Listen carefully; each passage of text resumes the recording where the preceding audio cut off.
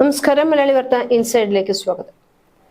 പ്രണയത്തിന്റെ കവിയായി ലോകമാകെ വാഴ്ത്തുന്ന ഖലീൽ ജിബ്രാന്റെ ജന്മദേശം, സുന്ദരികളുടെയും സുന്ദരന്മാരുടെയും നാട്, ഒരു കാലത്ത് ശാന്തിയുടെയും സമാധാനത്തിന്റെയും കളിത്തൊട്ടിലായിരുന്ന പശ്ചിമേഷ്യയിലെ ലെബനൻ ഇന്നത് അറിയപ്പെടുന്നത് ഹിസ്ബുള്ള പോലുള്ള ഭീകരവാദികളുടെ നാടായാണ്. മതവൈവിധ്യം കാരണം കൺഫെഷണലിസം എന്ന ഒരു പ്രത്യേക രാഷ്ട്രീയ സംവിധാനമാണ് ലെബനനിൽ നിലനിന്നിരുന്നത്. 7000 വർഷത്തിലധികം പഴക്കമുള്ള സംസ്കാരമാണ് ഈ ചെറു രാജ്യത്തിൻ്റെത്. AD 1-ാം നൂറ്റാണ്ടിൽ തന്നെ ക്രിസ്തുമതം കടന്നു വന്നിരുന്നു. തെക്കൻ ലെബനനിൽ പാർപ്പുറപ്പിച്ചിരുന്ന അറബ് ഗോത്രങ്ങളിൽ AD 635-ൽ ഇസ്ലാം മതവും വേരുറച്ചു. 7-ാം നൂറ്റാണ്ടോടെ ഇസ്ലാം ഈ മേഖലയിലെ നിർണായക ശക്തിയായി മാറുന്നു. 1-ാം കുരിശുയുദ്ധക്കാരുടെ പ്രധാന പാത ലെബനനിലൂടെയായിരുന്നു. പിന്നീട് ഫ്രഞ്ച് പ്രഭുക്കന്മാർ ലെബനൻ പ്രദേശങ്ങൾ കീഴടക്കുകയും ഇത് ഒരു പ്രവിശ്യയാക്കി മാറ്റുകയും ചെയ്തു. 13-ാം നൂറ്റാണ്ടിൽ ലെബനൻ മുസ്ലിം നിയന്ത്രണത്തിലായി. 1516-ൽ ഒട്ടോമൻ തുർക്കി സാമ്രാജ്യം ലെബനൻ കൈവശപ്പെടുത്തി. ഈ സമയത്തൊക്കെ ഒരുപാട് ചോര ഈ മണ്ണിലൂടെ ഒലിച്ചു പോയിട്ടുണ്ട്. ക്രിസ്ത്യൻ മുസ്ലിം സംഘടനകൾ കാരണം ജീവൻ വെടിഞ്ഞവരുടെ കണക്കുകൾ ആരും സൂക്ഷിച്ചില്ല. പകയും വിദ്വേഷവും മാത്രം കണക്കുകൾ തീർത്തു. മെറോനൈറ്റ് സഭയാണ് ക്രൈസ്തവരിൽ ഭൂരിഭാഗവും.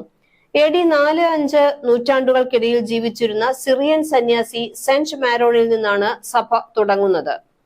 സഭയുടെ കേന്ദ്രവും ലെബനൻ തന്നെയാണ്. സ്വതന്ത്ര സഭയായി വികസിപ്പിച്ച ഇവർ പോപ്പിനെ അംഗീകരിക്കുന്ന കത്തോലിക്ക സഭയാണ്. പോപ്പ് കഴിഞ്ഞാൽ പാത്രിയാർക്കാണ് ഈ സഭയുടെ ആത്മീയാചാര്യൻ. ഇസ്ലാം മതത്തിൽ ഷിയ, സുന്നി വിഭാഗങ്ങൾക്ക് പുറമെ ഡ്രൂസ്, ആലവൈത്ത് വിഭാഗങ്ങളും ഉണ്ട്. വ്യത്യസ്ത വിഭാഗങ്ങൾ തമ്മിലുള്ള വൈരം ലെബനന്റെ ചരിത്രത്തെ രക്തരൂക്ഷിതമാക്കി തീർത്തു. 1-ാം ലോക മഹായുദ്ധത്തിൽ തുർക്കി പരാജയപ്പെട്ടതോടെ ലെബനൻ ഫ്രഞ്ച് നിയന്ത്രണത്തിലായി. 1926-ൽ ഭരണഘടന രൂപപ്പെടുത്തിയെങ്കിലും ഫ്രഞ്ച് കോളനി വാഴ്ചയിൽ നിന്ന് 1946-ലാണ് ലെബനൻ പിന്നീട് സ്വാതന്ത്ര്യം നേടുന്നത്. ക്രൈസ്തവ ഇസ്ലാമിക വിഭാഗങ്ങൾക്കിടയിൽ അധികാരം പങ്കിടുന്ന രീതിയിലുള്ള ഭരണഘടനയോട് കൂടിയ ലെബനൻ റിപ്പബ്ലിക് 1943 നവംബർ 22-ന് അംഗീകരിക്കപ്പെട്ടു. ലെബനീസ് ആഭ്യന്തര യുദ്ധം വരെ രാജ്യം താരതമ്യേന ശാന്തവും സമൃദ്ധവുമായിരുന്നു. പതുക്കെ മതം പിടിമുറുക്കി. ക്രിസ്ത്യൻ ഭൂരിപക്ഷ രാജ്യമായിരുന്ന ഇത് പതുക്കെ ഇസ്ലാമിക രാജ്യമായി മാറി തുടങ്ങി. 1920-ൽ ലെബനനിലെ ജനസംഖ്യയുടെ 70 മുതൽ 75% വരെ ക്രിസ്ത്യാനികളായിരുന്നു. 1932-ലെ സെൻസസ് പ്രകാരം ലെബനനിൽ 7.85 ദശലക്ഷം പൗരന്മാരുണ്ടായിരുന്നു. ഇവരിൽ 55% ക്രിസ്ത്യാനികളും 45% മുസ്ലിങ്ങളുമായി മാറി. എന്നാൽ 1943-ൽ ഫ്രാൻസിൽ നിന്ന് സ്വാതന്ത്ര്യം നേടിയ ശേഷം ജനസംഖ്യാ ഘടനയിൽ മാറ്റം വരാൻ തുടങ്ങി. പലസ്തീനിൽ നിന്നും സിറിയയിൽ നിന്നും ധാരാളം അഭയാർത്ഥികൾ രാജ്യത്തേക്ക് ഒഴുകി വരാൻ തുടങ്ങി. ഇസ്രയേലിനെ അറബ് ലോകം വളഞ്ഞിട്ട് ആക്രമിച്ചപ്പോൾ അഭയാർത്ഥി പ്രവാഹം ഉണ്ടായത് ലെബനിലേക്കാണ്. 1 ലക്ഷത്തിലധികം പലസ്തീൻകാർ അഭയാർത്ഥികളായി ലെബനിൽ ഈ സമയത്ത് എത്തിച്ചേർന്നു. 1958-ൽ ബെയ്റൂട്ടിൽ ആഭ്യന്തര കലഹം തുടങ്ങി. 1967-ലെ അറബ് ഇസ്രയേൽ സംഘർഷത്തെ തുടർന്ന് വീണ്ടും അഭയാർത്ഥി പ്രവാഹം തന്നെ ഉണ്ടായി. 50 വർഷം കൊണ്ട് 4.5 ലക്ഷം പലസ്തീൻ അഭയാർത്ഥികളും 10 വർഷം കൊണ്ട് 11 ലക്ഷം സിറിയൻ അഭയാർത്ഥികളും ലെബനനിൽ എത്തിയിട്ടുണ്ട് എന്നാണ് കണക്ക്. 1970-കൾ വരെ മിഡിൽ ഈസ്റ്റിൽ മുസ്ലിം അല്ലാത്ത ഒരേയൊരു രാജ്യം ലെബനനായിരുന്നു. എന്നാൽ യാസർ അറഫാത്തിന്റെ നേതൃത്വത്തിൽ തുടങ്ങിയ പലസ്തീൻ ലിബറേഷൻ ഓർഗനൈസേഷൻ 1971-ൽ ആസ്ഥാനം ലെബനനിലേക്ക് മാറ്റി. 1975 ആയപ്പോൾ 3 ലക്ഷത്തിലധികം പലസ്തീൻകാർ ലെബനനിൽ ഉണ്ടായിരുന്നു. ഈ രാജ്യം കേന്ദ്രമാക്കി പലസ്തീൻ വിമോചന പ്രവർത്തനങ്ങളും അതുവഴി വന്ന ഇസ്ലാമിക തീവ്രവാദവും നാട്ടുകാരായ മറ്റു മതസ്ഥരുടെ എതിർപ്പിന് കാരണമായി തീർന്നു.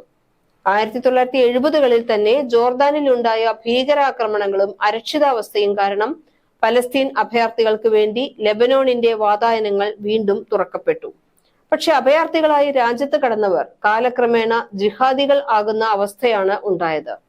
പിന്നെ അങ്ങോട്ട് കലാപത്തിന്റെ ദിനങ്ങളായിരുന്നു. ഇസ്ലാമിക തീവ്രവാദികൾ ആയിരക്കണക്കിന് ക്രിസ്ത്യാനികളെ കൊന്നൊടുക്കി. എത്ര നിരപരാധികളെ ജിഹാദികൾ കൊന്നൊടുക്കി എന്നതിന്റെ കണക്കുകൾ ഇപ്പോഴും പുറത്തു വന്നിട്ടില്ല.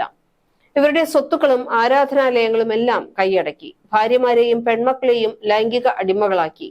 വംശഹത്യയുടെയും കൂട്ടപലായനത്തിന്റെയും ഫലമായി 1970-ൽ 60% ക്രിസ്ത്യാനികൾ ഇന്ന്, അതായത് വെറും 30 വർഷങ്ങൾ കൊണ്ട് വെറും 37% കുറഞ്ഞു വന്നു.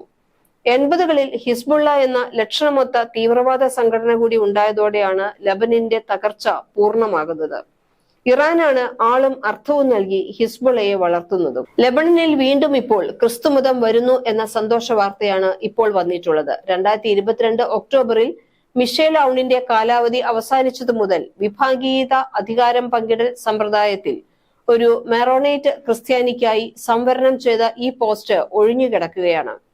ഹിസ്ബുള്ളയ്ക്കെതിരായ ഇസ്രയേൽ ആക്രമണവും സിറിയയിൽ ഹിസ്ബുള്ളയുടെ സഖ്യകക്ഷിയായ ബസർ അൽ അസദിനെ അട്ടിമറിച്ചതുമായ ഒരു രാഷ്ട്രീയ സാഹചര്യമാണ് ഇപ്പോൾ മധ്യേഷ്യയിലുള്ളത്. അതിനാൽ തന്നെ ലെബനനിലെ പ്രസിഡന്റ് തെരഞ്ഞെടുപ്പ് വളരെ പ്രാധാന്യം അർഹിക്കുന്ന ഒന്ന് തന്നെയാണ്. ലെബനൻ ആർമി നേതാവ് ജോസഫ് ഔണിന് അനുകൂലമായ സാധ്യതകളാണ് ഇപ്പോൾ അവിടെ ഉണ്ടാകുന്നത്. നവംബർ അവസാനത്തോടെ ഇസ്രയേലും ഹിസ്ബുള്ളയും തമ്മിലുള്ള വെടിനിർത്തലിന് മുൻപ് ലെബനൻ ഒരു സാമ്പത്തിക രാഷ്ട്രീയ പ്രതിസന്ധിയെ അഭിമുഖീകരിച്ചു. സംഘർഷം കൂടുതൽ വഷളായി. 2022 മിഷേൽ ഔണിന്റെ കാലാവധി അവസാനിച്ചതു മുതൽ പ്രസിഡന്റ് പദം ഒഴിഞ്ഞുകിടക്കുകയാണ്. ലെബനനിലെ സമ്പ്രദായം അനുസരിച്ച് പ്രസിഡന്റ് മാരോനേറ്റ് ക്രിസ്ത്യൻ, പ്രധാനമന്ത്രി സുന്നി മുസ്ലിം, പാർലമെന്റിന്റെ സ്പീക്കർ ഷിയ മുസ്ലിം എന്നിവരായിരിക്കണമെന്ന് നിർബന്ധിതമാക്കുന്നതാണ്. ഈ സങ്കീർണതകൾ വർദ്ധിപ്പിച്ചതും ഇതുകൊണ്ട് തന്നെയാണ്. ആഭ്യന്തര യുദ്ധത്തിൽ 1 ലക്ഷം ക്രിസ്ത്യാനികൾ കൊല്ലപ്പെടുകയും ഏകദേശം 1 ദശലക്ഷം ക്രിസ്ത്യാനികൾ രാജ്യം വിട്ട് പലായനം ചെയ്യുകയും ചെയ്തിട്ടുണ്ട്. രാജ്യത്ത് ആഭ്യന്തര യുദ്ധം ആരംഭിച്ചപ്പോൾ 50% ക്രിസ്ത്യാനികളും 37% മുസ്ലിങ്ങളും ഉണ്ടായിരുന്നു. ആഭ്യന്തര യുദ്ധം അവസാനിച്ചതിനു ശേഷം ഇത് 47% ക്രിസ്ത്യാനികളും 53% മുസ്ലിങ്ങളുമായി മാറി. നിലവിൽ ലെബനനിൽ 30%-ഓളമാണ് ക്രിസ്ത്യാനികളുള്ളത്. ഇതേസമയം മുസ്ലിങ്ങളുടെ എണ്ണം 70%. ലെബനനിൽ ഇപ്പോൾ ഇറാനും സിറിയയും പിന്തുണയ്ക്കുന്ന വിഭാഗങ്ങളും പാശ്ചാത്യ രാജ്യങ്ങളും സൗദി അറേബ്യയും പിന്തുണയ്ക്കുന്ന രണ്ടാമത്തെ വിഭാഗവും തമ്മിലാണ് പ്രധാന മത്സരം നടക്കുന്നത്. കഴിഞ്ഞ 2 വർഷമായി നടക്കാതിരുന്ന തെരഞ്ഞെടുപ്പാണ് ഇപ്പോൾ നടക്കാൻ പോകുന്നത്. കഴിഞ്ഞ 2 വർഷത്തിനിടെ 13ാമത്തെ ശ്രമമാണ് ഇപ്പോൾ പ്രസിഡന്റിനെ തെരഞ്ഞെടുക്കാനായി നടത്തുന്നത്. 2017 മുതൽ അമേരിക്കൻ പിന്തുണയുള്ള ലെബനൻ സൈന്യത്തിന്റെ കമാൻഡറായ 60-കാരനായ ജനറൽ ജോസഫ് ഔൺ പ്രസിഡന്റ് ആകുമെന്നാണ് പ്രതീക്ഷ. പ്രധാനമന്ത്രി നജീബ് മക്കാട്ടിയും ജോസഫ് ഔണിനെ തന്നെയാണ് പിന്തുണയ്ക്കുന്നത്. ഏതായാലും ദൈവഹിതം ഇസ്രയേലിലൂടെ ലെബനനിൽ നടപ്പിലാകുകയാണ്. ഇനി ലെബനനിൽ വീണ്ടും പാലും തേനും ഒഴുകട്ടെ എന്ന് പ്രത്യാശിക്കാം. മലയാളി വാർത്ത ഇൻസൈഡ്.